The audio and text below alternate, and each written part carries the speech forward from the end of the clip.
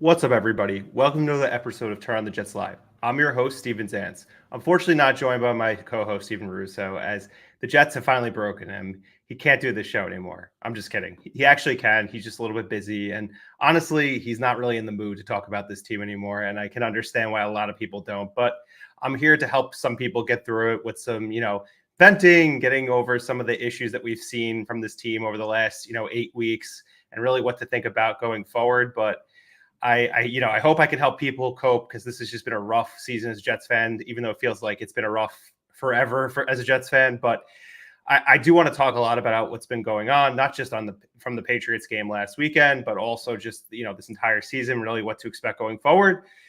I think it's been, as disappointing as you can expect. I think there's been a lot of comparisons on social media to the 2016 New York Jets. It was a team that had high expectations, with a veteran roster. I think there's a lot more young talent on this team compared to 2016, but at the same time, there still were high expectations. I know Ryan Fitzpatrick is not Aaron Rodgers, but at the same time, he was coming off the best statistical season from a Jets quarterback. We have Aaron Rodgers here. He has not looked like the guy that we had hoped. I would say he's been average. I don't think he's been, terrible. I think overall he's just been an average quarterback. And I know there's been a lot of this discourse last year, even 2022, talking about how if the Jets just had average quarterback play with that defense, this team could be really good. Well, we're seeing that we weren't just an average quarterback away from being a contender. I will put a lot more of that blame on the defense because this defense is a shell of what it's been. But hey, it is what it is. That's football. There's a lot of football to go. But overall, it's just such a deflating thing to root for this team year after year and continue to see no progress. It's like people love this team, but they don't love us back. And that is just one of the things that's like, it's part of fandom, but at the same time, it's when do we see changes? When are things actually going to make a difference? I mean, you see teams around the league all the time get better, and they do it pretty quickly. I know that we've heard from numerous regimes, whether it be Joe Douglas, it be Mike McCagnon, it be John Itzik, whoever you can name, other coaches, like even Saleh when he was the coach, always saying, it takes time to rebuild. But I see a team like the Washington Commanders who had the second pick of the draft last year, and all of a sudden they take one player and they're 6-2. I know that they could have easily lost that game on Sunday, but they are 6-2. You see the same thing with the Texans, who literally had a pastor running the football operations for a while. They hired D'Amico Ryans. They take C.J. Stroud. They make it to the divisional round in the first year of that regime and are 6-2 as well right now. So it's like every other team seems to figure it out in a league built on parity, except the New York Jets. It's just mind-boggling. And I've seen a lot of people pointing to the revisionist history about Saleh, like, why did they fire Robert Saleh? He clearly wasn't the problem. I mean, 20-36 is pretty damn bad. And I know that people want to point to Ulbrich not being good, and he obviously looks a little bit in over his head. And to be fair, he has looked in over his head, but he woke up 3 weeks ago and he became the head coach, and he didn't really have a say in the matter other than the fact that Woody Johnson's like, hey, here are the keys to the car. You got to drive it. Never knowing. It's basically like teaching someone to drive stick and they don't know how. So I think there's a lot of things you're seeing with Jeff Ulbrich learning on the fly. I'm obviously frustrated with some of the things, which I'm going to actually go through based on a really good article from Sheil Kapadia that came out on the Ringer today. But he's learning. He's a deer in the headlights. I'm not going to kill him because he was put into a position that most people, I would think, you would not be successful in, no matter who you are. I mean, if it was somebody who had previous head coaching experience and was looking at this inept, I would say it's a little bit more pathetic. But the guy has been a defensive coordinator for the last 3.5 years. And before that, he was an interim defensive coordinator, just a linebackers coach. So this is a lot different than what people wanted to, believe it is. I mean, being a head coach is not just being good at calling plays, which I know everyone loves the point that all these offensive coordinators who are great at designing, quarterbacks to succeed. But at the same time, it takes more than that. It's leading men. It's, cleaning up penalties. It's making sure that things like getting the play in time and getting the snap off in time actually happen. So I just want everyone to understand that, it's been a disaster. And losing to the Patriots was utter disaster. I have no way around it at this point. But it's, why are you expecting anything better from this team at this point? They've shown who they are for a while now. I mean, look, they beat the Patriots at home on a short week. They blew them out. Great. I still felt like there were some things they needed to clean up in that game. I felt like, they just were not that crisp. Just the Patriots that bad. And they beat the Titans, who have one win. So to say that, like, they continue to disappoint, this is who they are. I mean, all the statistics match up to it. I understand that the kicker has cost them a lot of games, but at the end of the day, I mean, they're like an average to below average football team. All the DVOA metrics line up to it. I know special team skews to 30, which is terrible. Defense is in the 20s, offense is in the 20s, and that's exactly what they look like. I think a lot of the big names have disappointed. And it's been funny that some of the smaller names are really just like the Will McDonalds, the John Simpsons of the world have exceeded expectations. And yet we still can't get this right. It's just sad. And I don't really know what to say to people. So I think really as we go forward, and I can't believe they're playing a game in 2 days, which is wild on Halloween. I'm sure it's going to be a half empty MetLife Stadium, and kudos to anybody who goes to the game. I don't think anybody should criticize anyone for going to the games and having the tickets. I think that is kind of lazy. And at the same time, I think people are going to do what they want. It's more than just going to the game and giving Woody Johnson money. It's more about like family and traditions and seeing people that you don't get to always see all the time, and it's something that you've built into your life. I mean, I get it. Them sending out a notice to season ticket holders to pay like in October when we don't know what the hell is going to be happening in 2025 for this team is really tone deaf. But no one's holding you accountable to doing this. You can cancel at any time. I mean, I don't know what like the get out of the ticket plan payment is, like if there's some sort of exit fee, but you could spend your money how you want to. And I think that people are always losing sight of that. So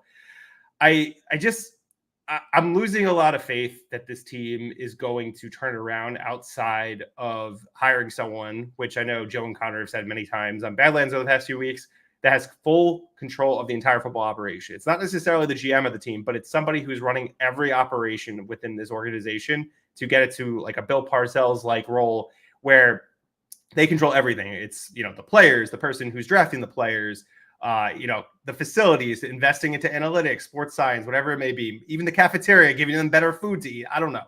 But they need to do that because any GM candidate who's not getting, full power, whether it's like someone who's going to be reporting into Jaime, they're not going to want to do it unless you overpay. And the Jets have not shown that ability to overpay unproven quantities. I think that if you hand it over to someone like Pete Carroll, and I made this joke this morning on Twitter about handing it over to someone like Drew Rosenhaus. And I know that it's crazy to give it to someone who's never even worked in an NFL front office before, but I'm a Knicks fan and I've seen what Leon Rose has done, given no, front office experience, only managing players from an agent perspective, is able to turn the Knicks into a perennial loser into a team that's considered a title contender in the NBA this year. I know that there's a lot to see how the season unfolds. It's 3 games in with them, but they've become a respectable organization, a place that players want to play, a place where there's, accountability. They, make smart business decisions. They aren't doing all the panic things like, and I'm not saying I didn't like the Devontae Adams move, but it was just like, yeah, they did it as a panic move. I mean, I wanted it to happen. It should have happened last year. Or should have happened in the offseason. So he has a full offseason to get acclimated with Rodgers and whatnot. But, this is football. And it seems like Woody loves his thinking is overrated mantra. And it clearly shows that they don't put any thought into anything that they do. And that's what leads to a 14-year playoff drought. And this is something that's going to be studied in professional sports for a long time. I hope there's like a 30 for 30 on this era of the Jets, just because it's truly unfathomable that they've allowed this to go on for so long. And I hope that things change, but it's really, really hard to see anything changing until something at the top changes. And I don't expect Woody to sell the team. From all indications, he does not plan to do so. I think it's going to be passed on to his children, which who knows? That could be a good thing. It could make it even worse. I know everyone's like, it can't be any worse, but as we learned this past Sunday, the Jets can always find new ways to disappoint you and be more pathetic by losing to a Patriots team when they're a 7-point favorite. And this team has looked lifeless since their week 1 victory over Cincinnati that no one could believe even happened. And they found a way. And the Patriots were basically putting out a silver platter for them. They must have dropped like 5 passes. They did not look crisp. Their defense is a little bit frisky. I know they got to Rodgers a little bit and they made some opportunistic plays. I mean, they dropped an interception, but this was a game the Jets had to have, and they didn't. So they're a bad football team. They're 2-6. There's nothing really to talk about anymore. It's just the reality of who they are. And I think that anybody who's trying to convince themselves of them going on this magic carpet ride run where they're going to turn around like maybe like the Packers last year or the Lions in 2022 or whatever team you want to name that had a really rough start. I know the Kansas City Chiefs started with Alex Smith like 1-5 and ended up winning 10 straight. But at the end of the day, the Jets have a 14-year playoff drought. What makes you think that they're going to do this? Because I don't think so. I mean, I hope that they do, but I'd be lying to you and lying to anyone who's, listening or watching that that's going to happen, because it's not. So look, I think that there is a lot of time left. Things could change. I mean, I'm not expecting them to. I mean, they're playing the Texans this week on a short week, which for some reason they are the favorites, which makes no sense to me. But I think it has something to do with how banged up the Texans are, how unimpressive some of their wins have been, and also how relatively healthy the Jets are. And just, I think Vegas is also factoring in that, they're a few kicks away from being 5-3 or even 4-4. So I think that plus the home field is why they're a favorite. If I was telling someone who wanted to wager on this game, I would say take the Texans. It seems like it's like free money, but Vegas always seems to know things. And the fact that after the Jets have dropped 5 in a row and they're still a favorite to a team that was in the divisional round and is 6-2 might be a little bit fishy. Maybe you shouldn't even touch it at all, but I'm just saying that's like the logic here. So I want to talk about the game on Sunday just because it's been kind of a microcosm of all the things that they've been doing wrong since the season started. And I think that people are maybe, I don't know if they're necessarily missing what's been happening, because it seems like all these negative trends have been happening since the season began, like not being able to get the plays in on time, all the, the pre-snap penalties, burning timeouts, which I think has gotten worse. I think really what's happening here is it just seems like a team that doesn't have a lot of heart. And I know there's plenty of guys on this roster who care. I think that not all these guys care. I think that some of them just treat this as a job, which is their right. This in America, people want to earn a living. They have every right to do so. But it just seems like there's no leadership. And it seems like everyone's just like, Aaron's going to fix everything. It's going to save the day, yada, yada, yada. I feel like we've heard this since they started pursuing Rodgers. That it was just like, all they needed was this guy and everything's going to be fixed. But it turns out there's a lot more to winning football games than just having a good quarterback. It certainly makes things easier, but it's not necessarily going to guarantee you anything. I mean, think about Rodgers' career. He was, a top prospect, 2005. He ended up becoming the starter 3 years after coming into the league. He had an okay first year, but showed a lot of promise and then made the playoffs in his second season as a starter. His third season as a starter, he got hurt and they ended up going on a magical run to win the Super Bowl. Think about how many years that's been. That's literally the last time the Jets made the playoffs is when Rodgers last won a Super Bowl. Obviously, they've had some good years. They made a bunch of NFC title games. He's won a bunch of MVPs since then. But it just goes to show you that even having someone otherworldly at quarterback doesn't guarantee you anything. There's leadership needs to be done. There's, just, I think, basic things that this team continues to fail at week after week, that just shows how unprepared they are. I mean, I think Brant Boyer's a joke. I mean, the fact that Greg Zuerlein is still the kicker, I don't know if he has the autonomy to make a change. I mean, all indications are that they are having tryouts today, but we haven't heard anything as the kicker changing. If it was me, I would have got rid of Greg weeks ago after the Buffalo game. And yet we're still here and it's 2 games later and he's still the kicker. It makes no sense to me. But let's hope that something changes. Maybe they'll call up the guy from the practice squad. I forgot his name. I don't know if he's necessarily going to be any better, but I don't think he can be any worse. It's kind of like the Hackett Downing upgrade. I don't want to sit here and say that Todd Downing has been, Sean McVay or anything since he took over the play calling for the Jets, but he's been competent. I think that they've had a lot better running, in terms of guys hitting the holes and just the opportunities. I mean, I hated that they didn't go for that 4th and 1 from the 11-yard line of New England. Who knows if they get that and maybe punch it into the end zone, they're probably winning the game. It's just little things like that. And I know Ulbrich hasn't learned everything and he's like doing this all on the fly, but it's just, how can you trust this kicker in any spot? Like anytime he lines up there, even if it's a PAT, I'm terrified. I never thought he was going to make anything. I know he made one at some point, but this guy is the yips. It just is what it is. And he was a good kicker for them last year. He was a solid kicker for them in 2022, but let's call it how we see it. He sucks. He shouldn't be on the team anymore. And the worst part about it is Austin Seibert, who was on the team during the preseason and in training camp, he's been like the best kicker in football outside of Brandon Aubrey. He's missed 2 kicks all year, and he's already made over 20. I think Greg is at 50% or 55% as a kicker this year. That's unacceptable in the NFL. That's not even acceptable in college. And I don't get it. And I understand that, they're paying him, but he doesn't make a lot of money in comparison to some of the other position groups. And if this is going to continue to make you lose games, which it has, they lost the Bronco game because of him. They lost the Bills game because of him. They've even lost the Steelers and the Patriots game because of him. So it's just like, how many games are you going to keep losing because of the kicker? It's just an arrogance that goes back to Joe Douglas, who Does he work here anymore? I don't know. I haven't seen anything. He hasn't spoken to the media since he put out that press release about Hassan Reddick not being traded, he's finally decided to show up. And what did he do? Nothing. He had like a half sack, if that, and he was barely noticeable in the field. It's just, I don't understand how this organization just can continue to run the same product back and not make changes, not make adjustments based on what they see, on tape, and even stuff that they're seeing in the moment on Sundays or Thursdays or Mondays, whatever day that this team plays anymore, because I can't keep track of it. It's just arrogance. And they think that they're the smartest team in the room. Clearly, you're the least smartest team in the room outside of Carolina. And honestly, Carolina's made the playoffs within the last 10 years. I think the last time they made the playoffs was 2017. So that's 7 years ago.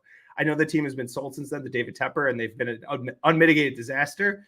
But they've at least had a lot more competent quarterback play and even some decent seasons. It's just mind-boggling to think that this organization thinks that the way that they operate their business is the right way. It's like a model organization. It starts with Woody. And I get it. I could point fingers at him for everything that they do. It really does always go back to him. And you can't fire the owner. So it's like, it's a moot point. I mean, you could do whatever you think is going to change that. Maybe it's not going to the games, not buy merchandise. I don't know what to tell you on that. He's still going to make a lot of money from the TV deals. That's how most of these owners make money every single year.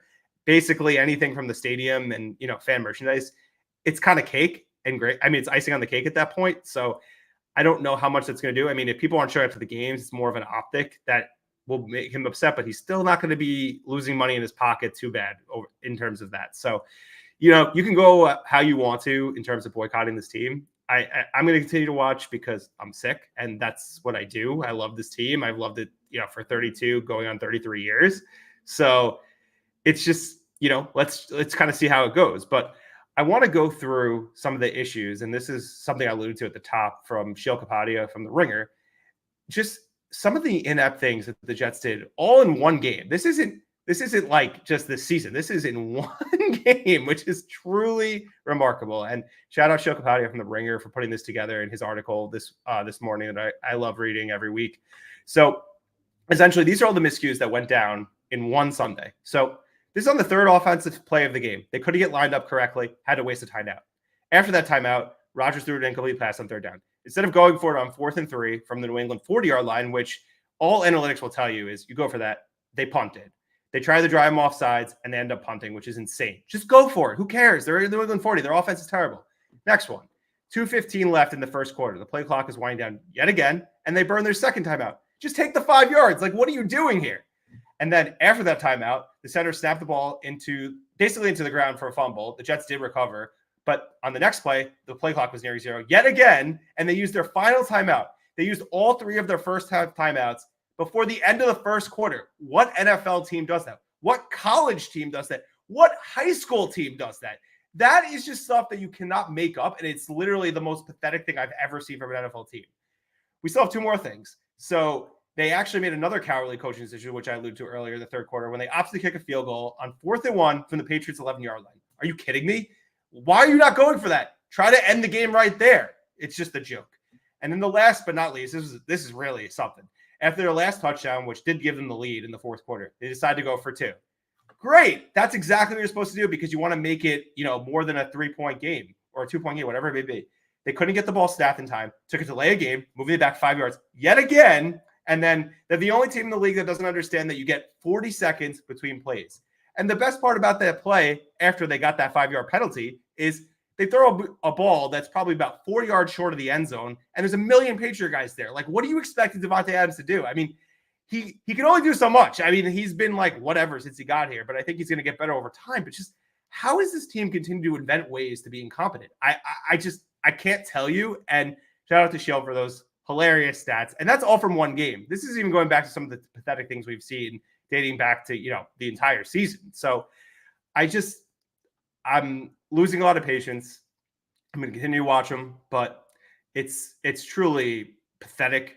And this fan base deserves better. Jet fans, I know it's a Giants city or Giants area. If you think about the tri-state area as a whole, there's way more Giants fans, but Jet fans are loyal. They're loyal to a fault, and me included. And that's fandom. You should always support your team. I think people who would end up switching or giving up on fandom for a team, in my opinion, is a little weak. Like, I get it if you're like under 10 years old and you change your mind, that's sure. But like as a grown adult, it's like, this is what's going to draw you here. Like you've been through all of this and now you're ready to just jump ship. I mean, I get it. It's just sometimes the aggravation is just not worth it.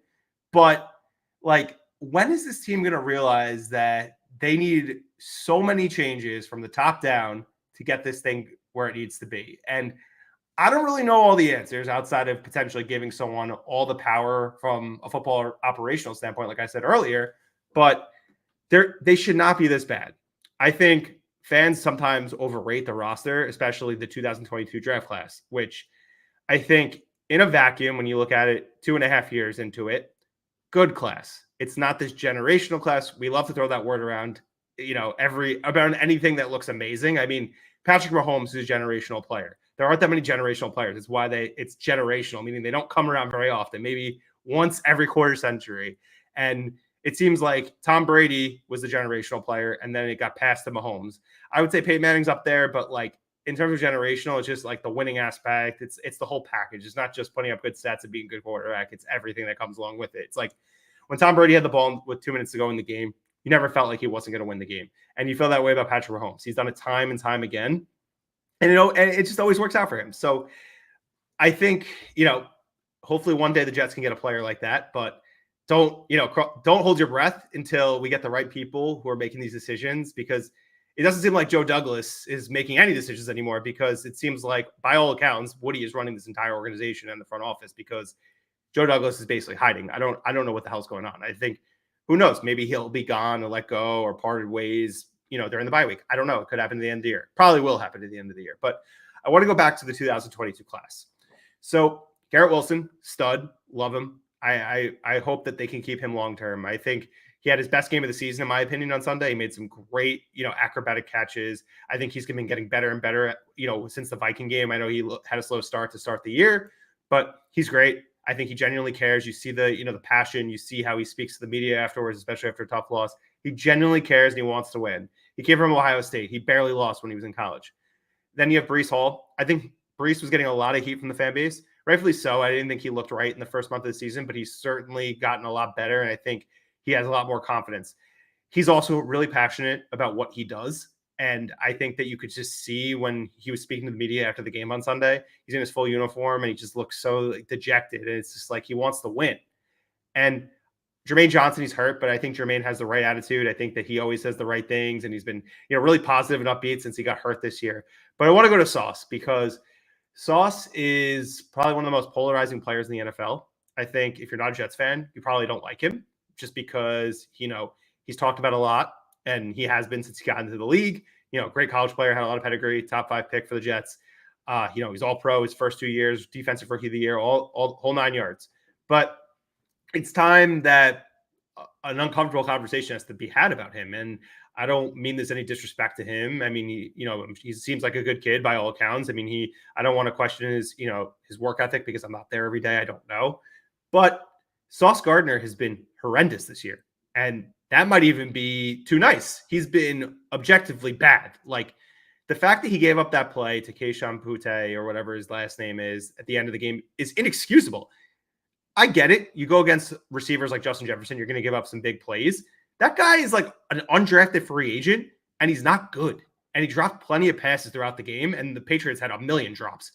How do you allow that to happen? The ball was like literally a lollipop by Jacoby Brissett, and yet you just let that happen? Like, how? I couldn't believe it. And he doesn't force turnovers. He's never even like setting himself in position to force turnovers anymore. He drops every interception he gets. The one in the Viking game, he's getting beat constantly. Look, I don't think he's as bad as he's playing right now. I think that he's somewhere in the middle of what he did the past 2 years and what he's been doing now. I think that's fair to say, but he's overrated. And until he starts playing better, that's how people are going to view him. And I know a lot of Jet fans were defending him in the last 2 years, when Seahawks fans specifically, but even other fans of other teams were just saying, he holds a lot, he talks a lot. He doesn't do this, he doesn't do that. But you know what? They were onto something, and he's getting called for a lot more penalties, which is frustrating. And I know it's, depends on how the refs are feeling that day. And I know the Vikings game was brutal for him, but get a damn turnover, man. Force a fumble, catch an interception, do something. even get some sacks on some like cornerback blitzes, which he did his rookie season, but for some reason they don't do that anymore. I don't know why, when they have no pass rush to be found, even with Mr. Hassan Reddick being in the building. But honestly, they're going to make decisions about some of these guys next year, between Brees, Jermaine, Sauce, and Garrett. If Sauce continues this play, I'm not paying him. I would trade him. A team will give you something for him. It's kind of like the Jamal Adams situation. I don't think he's personality-wise, in the Jamal Adams realm. I think Jamal Adams was like, me, and just didn't have like that team first attitude. He just cared about his own personal success. I think Sauce cares about winning. I truly believe that. But I just feel like from this offseason on, like, he took on a lot of hobbies. He was streaming a lot. He was golfing, which, everyone should do what they want to do, when they're not working. I do plenty of things, on my own time, but it just seems like the focus hasn't been there like it was the first 2 years. He just seems completely locked in, and I don't really know what else to say. I mean, maybe he's injured. I don't know, but like, I kind of trace this back to week 1. I remember it looked like he got benched, and I was at the game. I remember I was updating the Badlands Discord in real time, watching what was going on the sidelines. They said that like he got the wind knocked out of him, but maybe he was benched. I don't know. We never really got a true answer from Robert Saleh about this. It kind of seemed like they were trying to sweep that under the rug, but he's terrible. And he needs to step his shit up. Excuse my language, but I don't want to watch this anymore. DJ Reed plays with so much more passion than him. You could tell he gives a shit. Same thing with Michael Carter II. It's just, why can't he play with that same level of urgency? Even like guys like Quincy Williams, even a guy like Jalen Mills, who's been here for about 10 minutes. He's showing so much more heart than Sauce has shown all year. And that's just sad. You're supposed to be one of the leaders of the team, one of the best players on the entire roster. And yet you continue to let everybody down. And it's truly sad. I know this has been a sauce bash, excuse me, a sauce bash session. Wow. Can't say anything, but I want to talk a little bit about the Texans game. I think, it's a short week. Anything could happen. Typically, the home teams have the advantage, but I don't think the Jets have the advantage over anyone outside of maybe Carolina at this point. They just played arguably the worst team in the league and they lost. So I think if I was the Texans, I would run the ball a billion times with Joe Mixon and whoever else, Aguawale or Damian Pierce, if he's healthy. I'm not even sure anymore. And that's how you beat the Jets, because they have proven that they cannot stop the run. I mean, any team that's had success against them, which is pretty much all of them outside of Tennessee and New England in week 1, have been able to run the ball on them. I mean, just watch the tape from the Niners game in week 1, and that's literally your game plan. Jordan Mace ran for 160 yards that game, and it seems like everyone's able to do that. So I think that Stroud, given he's limited from a weapons perspective, I know about 2 hours ago they just ruled out Diggs for the year with an ACL injury, and Nico Collins is not going to be able to return until next week with his injury. It's basically Tank Dell, Dalton Schultz, and a bunch of other, no-name receivers. I can't even think of them. I don't even know if Mechie's still there. I think he might be. But basically, they are really thin, and Tank Dell's probably going to have a day because Stroud's going to pepper him with targets. But the Jets got to force turnovers, man. They made Stroud look silly last year, and I know everyone's going to point to that as why they can win, but what over the last 5 weeks makes you think the Jets could beat anybody? I mean, they got to do something. I mean, I'm not going to pick them to win any games until they do. It's that simple. And look, I hope they do. It's, be a nice way to go into a new month. It seems like October has literally been a month from hell for the Jets, and who knows? They might win, and people are going to have some false hope. I won't. I think they need to get to 5-6 for me to really start to have some hope. And it's not impossible, but it's not likely at this point. And I need to see more before I start to believe that. And, they haven't given me any indication that they can. I think Rodgers, he's banged up. He can't move. And I know that Patriots defensive lineman decided to say, he looks like he's not the same guy he used to be. And the guy's right. I mean, he's not a bad quarterback. He's just not the guy that you thought you were getting, who was going to elevate this franchise and take them to heights that they haven't been to in 50 years. So, or whatever it may be. So 54 years or 55 years. So I'll leave Jeff fans with this. It's hard. We all go through this week after week, and we always ask ourselves, why do we do this? We do it because we love this team, and we've seen pretty much every bad scenario happen. We've seen, this season going on, 2016, 2020, 2014. People who are a little bit older can recall when they blew, the halftime lead against the Broncos in the AFC Championship game with Parcells. You could talk about, the games in the 80s when they blew it. You could talk about the fake spike game. It goes on and on. I mean, I only started watching this team really in the early 2000s, so I can't really speak on anything prior to that. I mean, I remember hearing stories from my dad, but I was a young kid in the 90s, so I don't really remember. I didn't really remember the Kotek years, other than the fact that my dad had this really cool Jets winter jacket that he threw away, and I wish he kept for me. But I think just hang in there, be angry, boo as much as you want when they're not showing the product you want to see on the field. But just know that, things will get better. When? We can't predict it. It's just kind of contingent on what they do at the top. But as I said earlier, Washington, Houston, plenty of those teams have shown the ability that this thing could get turned around quickly. Don't give up complete hope. I mean, you don't necessarily have to love it, what you're watching right now. I hate it. I'm getting so apathetic and numb to everything I watch on Sunday with this team. I'm happy that sometimes they haven't been playing on Sundays. I can enjoy, just red zone and all the other games and fantasy and everything that's really how you get through a football season. Focus your interests elsewhere. I mean, that's all I can say, but I appreciate everyone listening. 31 minutes, without a break, it's hard. And I know that a lot of people do this and, they love to do it. And I do too. And I appreciate everyone who listens with Russo and I.